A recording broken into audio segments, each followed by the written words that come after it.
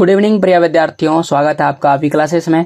और आज मैं आपको पढ़ाने वाला हूं हिस्ट्री का सिलेबस। और हम सभी जानते हैं जैक बोर्ड ने अपना न्यू सिलेबस जारी कर दिया है और जो भी बच्चे 2022 और 23 के लिए अपनी परीक्षा की तैयारी कर रहे हैं उन्हें इसी सिलेबस के अनुसार अपनी परीक्षा की तैयारी करना है। इसमें तीनों बुक, हमें हिस्ट्री में 3 किताब पढ़ना पड़ता है। तीनों किताब का सिलेबस दिया गया है। तीनों किताब का सिलेबस मैं आपको बताऊंगा, समझाऊंगा और साथ ही साथ मैं आपको बुक में भी टिक लगा के बताऊंगा कि कौन सा चैप्टर हमें पढ़ना है और कौन सा चैप्टर हमें नहीं पढ़ना है। फुल सिलेबस एक्सप्लेन करेंगे 12th क्लास के लिए हिस्ट्री का तीनों बुक। तो आइए सिलेबस पर आते हैं और हम चैप्टर को समझते हैं। यहाँ से शुरू हो रहा है 12th हिस्ट्री का जो सिलेबस है। इसमें इस और टर्म 1 लिखा गया है और इस और लिखा गया है टर्म 2। तो इस और जो भी चीज़ें हम लोग बात करेंगे वो टर्म 1 में आएगा और इस तरफ जो भी चीज़ें हम बात करेंगे वो टर्म 2 में आएगा। आइए देखते हैं टर्म 1 में कौन कौन सा चैप्टर हमें पढ़ना है। सबसे पहले हमें पढ़ना है ईंट, मनके तथा अस्थियाँ। तो आइए आपको दिखा देते हैं ईंट, मनके तथा अस्थियाँ कहाँ है। यहाँ पर है, ये पहला बुक है और पहला बुक का पहला चैप्टर हमें पढ़ना है। इसके बाद यात्रियों के नज़रिए, समाज के बारे में उनकी समझ, यह भी हमें पढ़ना है।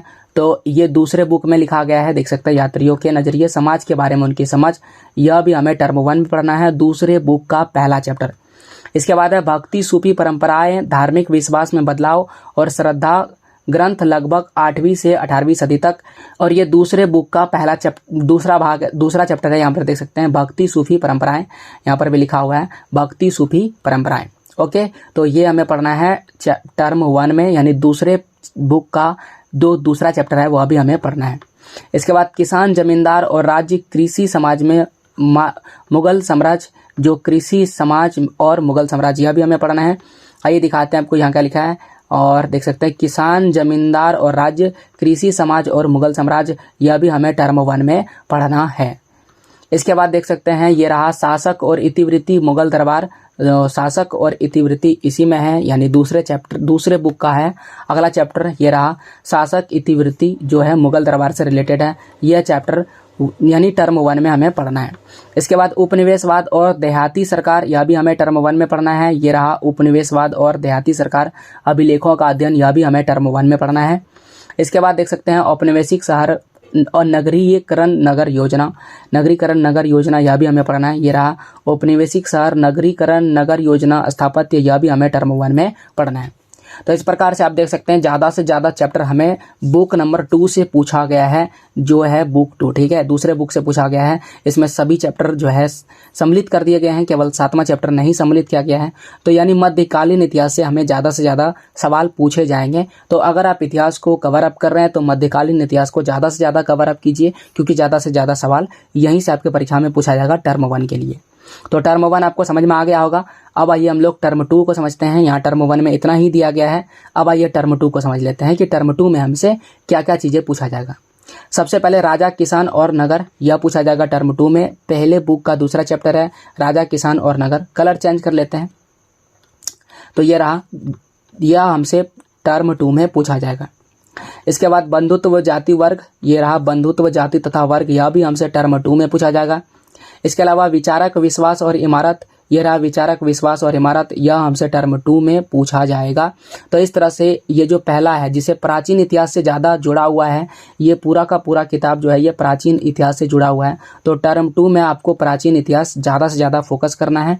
और इसके बाद अगर तीसरे किताब को अगर देखा जाए तो ये आधुनिक इतिहास से ज़्यादा जुड़ा हुआ है। तो यहाँ पर देख सकते हैं एक साम्राज्य की राजधानी, विजयनगर साम्राज्य, ये जो छूट गया था ना, ये वाला आपको कवर अप करना है। ये देखिए, ये जो छूट गया था, दूसरे बुक में एक चैप्टर छूटा हुआ था, ये भी मध्यकालीन इतिहास से जुड़ा हुआ है।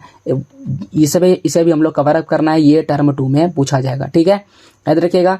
और इसके बाद देख सकते हैं ये रहा विद्रोही और राजा, 1857 का आंदोलन। इसका वीडियो मेरे चैनल पर अवेलेबल भी है, तो आप जरूर देखिएगा। ये रहा विद्रोही, राजा, और ये हम कलर चेंज कर देते हैं, ठीक है। ये रहा विद्रोही और राज, ये टर्म 2 में पूछा जाएगा। इसके बाद देख सकते हैं महात्मा गांधी द्वारा किए गए आंदोलन, ये रहा महात्मा गांधी, और यह हमसे टर्म 2 में पूछा जाएगा। इसके बाद आता है विभाजन को समझना। ये कौन सा विभाजन है, भारत में जो विभाजन हुआ था भारत का, भारत पाकिस्तान, ये पूरा का पूरा कहानी यहाँ पर दिया गया है। यह हमसे टर्म 2 में पूछा जाएगा। संविधान का निर्माण भी एक अच्छी कहानी है, तो यह भी हमसे टर्म 2 में पूछा जाएगा। और इस प्रकार से यहाँ पर जो सिलेबस है वो खत्म होता है। और इसमें कुछ नहीं है बल्कि कुछ चैप्टर को जो है टर्म 1 में कर दिया गया है और कुछ को टर्म 2 में। टर्म 1 की अगर बात की जाए तो मध्यकालीन इतिहास को ज़्यादा फोकस किया गया है, तो आप उसे जरूर कवर अप कीजिए। एक भी चैप्टर को छोड़ा नहीं गया है, तीनों बुक से आपको सभी के सभी चैप्टर पढ़ने हैं। ज़्यादा से ज़्यादा चैप्टर टर्म 1 में दूसरे बुक से है, यानी कि आपको पढ़ना है फोकस करके कौन सा, मध्यकालीन इतिहास, और ये हड़प्पा सभ्यता भी आपको पूरा फोकस करना है। ओके, तो ये हो गया आपका सिलेबस और उम्मीद है आपको हिस्ट्री का सिलेबस जो है बेहतर समझ में आया होगा। इससे रिलेटेड वीडियोस मैं अपने चैनल पर अपलोड करने वाला हूं और साथ ही साथ आपको कुछ इंपॉर्टेंट क्वेश्चन भी बताएंगे, तो प्लीज़ मेरे चैनल को सब्सक्राइब कीजिए। आप इस चैनल से जुड़िए और साथ ही साथ अपने दोस्तों को जोड़िए। और अगर किसी भी प्रकार का आपका सवाल है मन में, तो वो सवाल मैं आपको जरूर सॉल्यूशन दूंगा, तो उससे रिलेटेड सवाल भी पूछिए, ठीक है। तो ये कैसा रहा वीडियो आप जरूर बताइएगा और जो है चैनल को सब्सक्राइब कीजिएगा। पूरा वीडियो देखने के लिए थैंक यू। जय हिंद, जय भारत, वंदे मातरम।